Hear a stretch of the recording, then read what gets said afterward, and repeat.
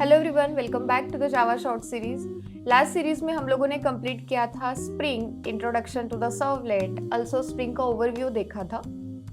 आज हम लोग देखेंगे स्प्रिंग के आगे का पार्ट, यानी कि dependency injection and auto wiring. Let's get started.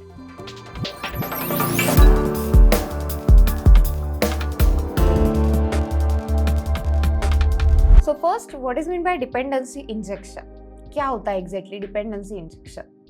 Last series में जब हम लोगों ने स्प्रिंग का ओवरव्यू देखा था तो वहां पे एक पॉइंट सीखा था हम लोगों ने कि स्प्रिंग ऑटोमेटिकली ऑब्जेक्ट्स को क्रिएट करके देता है। उसके बाद में आईओसी देखा था जो कि इन्वर्जन ऑफ कंट्रोल था। ये सभी पार्ट हम लोगों ने देखा था। इन्वर्जन ऑफ कंट्रोल में एक और पार्ट था, डिपेंडेंसीज को क्रिएट करना, ऑब्जेक्ट्स को क्रिएट करना एंड ऑब्जेक्ट्स को इंजेक्ट करना। ये सभी पार्ट आईओसी के थ्रू होता है। तो डिपेंडेंसी इंजेक्शन क्या है एग्जैक्टली, व्हाट इज डीआई, वो आज हम लोग देखने वाले हैं। Dependency injection means Spring gives object to your class instead of you creating them manually. Spring क्या करेगा, सीधा आपके क्लास के लिए ऑब्जेक्ट को पास करके देगा। आपको खुद से ऑब्जेक्ट क्रिएट करने की जरूरत नहीं पड़ेगी if you are using the dependency injection और स्प्रिंग। लाइक अब तक हम लोग क्या करते थे, class name object name equals to new constructor name, कुछ इस तरीके से मैन्युअली ऑब्जेक्ट को हमें क्रिएट करना पड़ता था। बट अगर वहीं पे हम लोग स्प्रिंग की बात कर ले, डिपेंडेंसी इंजेक्शन की बात कर ले, तो वहां पे स्प्रिंग हमें डायरेक्टली क्लास के लिए ऑब्जेक्ट्स को प्रोवाइड करके देता है, जिसके अंदर मेनली टू टाइप्स होते हैं डिपेंडेंसी इंजेक्ट करने के लिए। First one is the setter based injection and the second one is the constructor based injection. और एक पार्ट होता है that is a field injection, but सबसे ज्यादा जो यूज किया जाता है which is a setter based injection and the second one is the constructor based injection. Last series में हम लोगों ने और एक वर्ड सीखा था दैट इज डीकपलिंग। तो अगर हम लोग स्प्रिंग में डिपेंडेंसी इंजेक्शन की बात कर ले तो हमें वहां पे थोड़ा सा फ्लेक्सिबिलिटी चाहिए, like we can easily maintain, then we can easily modular. तो ये सभी चीजें वहां पे होनी चाहिए and because of that constructor based injection हम लोग ज्यादा प्रेफर करते हैं as compare to setter based and field based injection. कैसे करना है डिपेंडेंसीज को इंजेक्ट, वो अभी हम लोग देखते हैं। सो सिंपली यहाँ पे देख लो, एक प्रोग्राम का फ्लो है। सबसे पहले तो हमने प्रोजेक्ट को क्रिएट किया है, उसमें फर्स्ट थिंग इज दैट हम लोग डिपेंडेंसीज को इंजेक्ट कर लेंगे। अभी कोर स्प्रिंग के प्रोजेक्ट हम लोग परफॉर्म कर रहे हैं, लाइक डिपेंडेंसी इंजेक्शन या फिर आगे जो हम लोग ऑटो वायरिंग सीखने वाले हैं। तो अगर कोर स्प्रिंग के कोई भी आपको प्रोजेक्ट्स को इम्प्लीमेंट करना है, there are two dependencies which are very much important, which is spring core and spring contexts. ये दोनों डिपेंडेंसीज है, बहुत ज़्यादा इंपॉर्टेंट होता है। आई विल शो यू कि इन दोनों डिपेंडेंसीज को हमें एक्सेस कैसे करना है। तो यहाँ पे मैं सिंपली मैवेन कोर डिपेंडेंसी सर्च कर लूंगी, ठीक है। मैवेन कोर डिपेंडेंसी सपोज मैंने यहाँ पे सर्च कर लिया। This is our ORG spring framework. यहाँ पे मैवेन कोर की मैवेन के अंदर हमें स्प्रिंग कोर की डिपेंडेंसी मिल जाएगी। या से कोई भी एक लेटेस्ट वर्जन हम लोग ले सकते हैं। लेट्स टेक एन एग्जांपल, 6.2.11 का वर्जन है। तो यहाँ पे आपको डिपेंडेंसी मिल जाएगी स्प्रिंग कोर के लिए। जैसे स्प्रिंग कोर के लिए है सेम उसी तरीके से स्प्रिंग कॉन्टेक्ट्स की भी हमें डिपेंडेंसी चाहिए। तो यहाँ पे सेम स्प्रिंग कॉन्टेक्ट्स को हम लोग सर्च कर लेते हैं, तो यहाँ पे उसकी भी डिपेंडेंसी हमें मिल जाती है। मेक श्योर कि आप जब डिपेंडेंसीज को इंजेक्ट करने वाले हो तो वहाँ पे कोर एंड कॉन्टेक्ट्स इन दोनों की सेम वर्जन होना चाहिए। सो इस तरीके से हम लोग डिपेंडेंसीज को इंजेक्ट करेंगे inside the pom.xml। So here you can C core की डिपेंडेंसी है एंड देन उसी तरीके से कॉन्टेक्ट्स की भी एक डिपेंडेंसी हम लोगों ने ऐड कर दी है। जे यूनिट भी लिया है, ऑप्शनल है, नहीं लिया तो भी चलता है, टेस्टिंग के लिए यूज किया जाता है। डिपेंडेंसी इंजेक्ट करने के बाद हमें क्रिएट करना होता है एक application contacts.xml file. If you remember, spring के अंदर जब ओवरव्यू हम लोग देख रहे थे तो वहां पे मैंने पढ़ाया था आपको कि हम लोग XML बेस्ड कॉन्फ़िगरेशंस को फॉर्म करते हैं स्प्रिंग के अंदर। तो अगर मुझे डिपेंडेंसीज को इंजेक्ट करना है तो मुझे वहां पे एक XML फाइल क्रिएट करनी पड़ेगी, जो कि यहाँ पे एप्लीकेशन contacts.xml नाम की फाइल है। ये फाइल बेसिकली किसके लिए होगी, ऑब्जेक्ट्स को क्रिएट करने के लिए। तो यहाँ पे मैंने दिया है बीन यानी कि ऑब्जेक्ट। तो bean ID, this is our object, class में फुल्ली क्वालिफाइड नेम को प्रोवाइड कर दिया। ये हो गया ए का ऑब्जेक्ट। सेम इसी तरीके से यहाँ पे बी का ऑब्जेक्ट क्रिएट किया है, उसका क्लास नेम पास कर दिया एंड प्रॉपर्टी को भी पास कर दिया। Property is like an variable, उसके अंदर कौन सी वैल्यू आपको पास करनी है। तो अभी यहाँ पे आप देख सकते हो कि com.example कोर स्प्रिंग मेरा पैकेज है, उसके अंदर मुझे ए नाम का क्लास बनाना है एंड सेम उसी पैकेज के अंदर मुझे एक बी नाम का भी क्लास यहाँ पे क्रिएट करना है। तो this is our A class, this is our B class. A class के अंदर मैंने क्या किया है, सिंपली यहाँ पे डिस्प्ले नाम की मेथड है जिसके अंदर मैंने कुछ आउटपुट दिया है।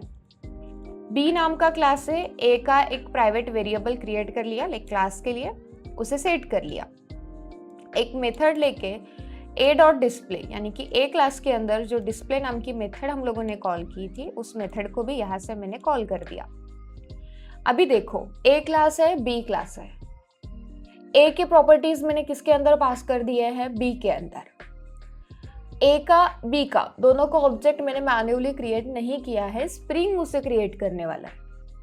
And object creation and dependency injection ये हैंडल करता है IOC यानी कि इन्वर्जन ऑफ कंट्रोल। तो इसके लिए हमें लेना पड़ेगा एक main class. So this is our main class. इसके अंदर हम लोगों ने ले लिया एप्लीकेशन कॉन्टेक्ट्स, उसका object equals to new class path XML application contexts. You can consider it as an IOC क्योंकि यहाँ पे देखो class path XML application contexts के अंदर हम लोगों ने जो XML फाइल क्रिएट किया था उस XML फाइल को मैंने पास किया है जिसके अंदर हम लोगों ने पूरे कॉन्फ़िगरेशंस किए थे। यहाँ से अभी A की बीन क्रिएट हो जाएगी, B की भी बीन क्रिएट हो जाएगी। अगर मैं B की बीन एक्सेस करती हूँ तो मुझे A का भी ऑब्जेक्ट मिल जाएगा यानी कि A की बीन मिल जाएगी। तो यहाँ पे हम लोगों ने क्या किया, B क्लास का ऑब्जेक्ट एक फॉर्म कर लिया, इसे टाइपकास्ट किया, गेट बीन नाम की मेथड होती है predefined. B obj object को गेट कर लिया। ये बी ओबीजे जो बीन है, जो ऑब्जेक्ट है, इसे गेट करने के बाद हमें ए के भी प्रॉपर्टीज मिल जाएंगे एंड बी के भी प्रॉपर्टीज मिल जाएंगे। तो यहाँ से मैं जब बी डॉट शो करूंगी तो कंट्रोल्स यहाँ पे आ जाएंगे। ए डॉट डिस्प्ले मेथड यानी कि ए क्लास के अंदर कंट्रोल आ जाएंगे एंड ए के अंदर जो मेथड दी थी वो भी एग्जीक्यूट हो जाएगी। तो कुछ इस तरीके से हम लोग डिपेंडेंसीज को इंजेक्ट कर सकते हैं। Like here you can see the output hello from class A and hello from class B.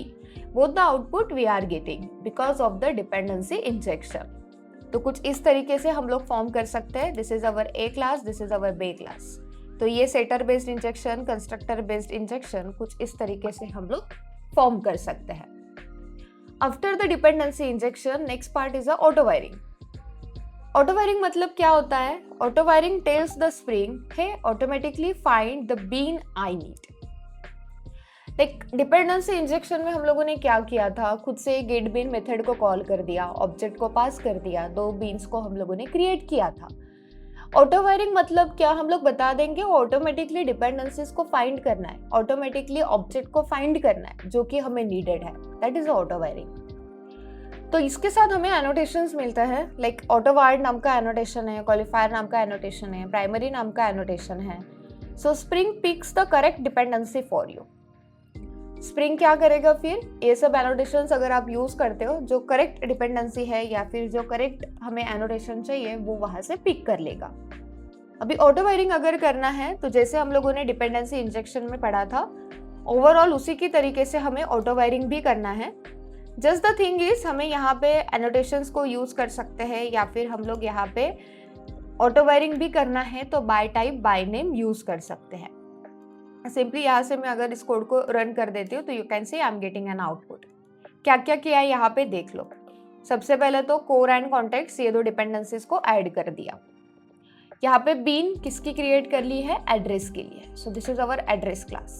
Address class में क्या किया है, एक वेरिएबल डिक्लेयर कर दिया, एड्रेस का constructor without field and then उसके बाद में विथ फील्ड एंड एक मेथड क्रिएट कर ली जो कि गेट फुल एड्रेस नाम की थी। तो ये हो गया हमारा एड्रेस नाम का क्लास। उसी के साथ एम्प्लॉय का क्लास भी क्रिएट कर लिया। सो this is our employee class. Address create कर लिया जिसकी बीन हम लोगों ने डिफाइंड की थी, एड्रेस को सेट कर दिया, डिस्प्ले नाम की मेथड यहाँ पे कॉल कर दी। एंड ये जो ऑटो वायर हम लोग कर रहे हैं, ये कैसे कर रहे हैं हम लोग, बाय नेम ऑटो वायरिंग है। एंड यहाँ पे फिर एप्लीकेशन कॉन्टेक्ट्स देके एम्प्लॉय की बीन हम लोगों ने गेट कर ली। Now look at here and focus here carefully.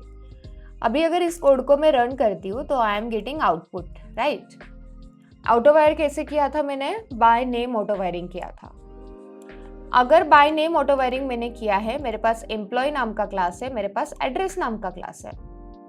इस एम्प्लॉय नाम के क्लास में अगर मैं एड्रेस का ऑब्जेक्ट चेंज कर दूं, मैंने क्या किया, यहाँ पे SSS as a object pass किया है एड्रेस का, राइट। कौन सा देख रहे हैं हम लोग? Auto wiring by name.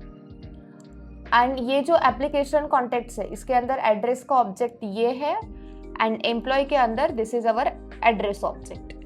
तो अभी अगर मैं इस app.java को रन कर लूँ तो here you can see I am getting employee address by that is city Mumbai. अगर मैं यहाँ पे ऑटो वायरिंग बाय टाइप को फॉर्म कर लूँ, दो टाइप्स होते हैं, बाय नेम भी कर सकते हैं, बाय टाइप भी कर सकते हैं। तो यहाँ पे मैंने दे दिया बाय टाइप करके ऑटो वायरिंग, ठीक है। अभी इसको भी हम लोग एक बार सेव कर लेते हैं एंड फिर से app.java के अंदर आके इस कोड को हम लोग रन कर देते हैं, राइट। सो कुछ इस तरीके से हम लोग ऑटो वायरिंग्स को फॉर्म कर सकते हैं। ऑटो वायरिंग मतलब क्या होता है? सिंपली डायरेक्टली बीन्स को एक्सेस करना, ठीक है। अभी जैसे मैं यहाँ पे आपको एक्सप्लेन कर रही थी, दैट इज बीन को जब हम लोग क्रिएट करते हैं तो auto wiring bye name, auto wiring by type. अभी यहाँ पे देख लो, फिर से बाय टाइप मैंने दिया है। अभी एम्प्लॉय क्लास में चेंज किया था, अभी मैं XML फाइल के अंदर चेंजेस कर देती हूँ। app.java के अंदर आ जाएंगे, कोड को मैं यहाँ से रन कर देती हूँ। आई एम गेटिंग द आउटपुट। फिर से एप्लीकेशन कॉन्टेक्स्ट में आ जाते हैं, बाय टाइप की जगह अभी मैं यहाँ पे ऑटो वायरिंग बाय नेम कर देती हूँ, okay.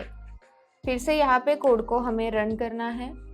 So again we will come to app.java and फिर से एक बार कोड को हम लोग यहाँ पे रन कर देते हैं।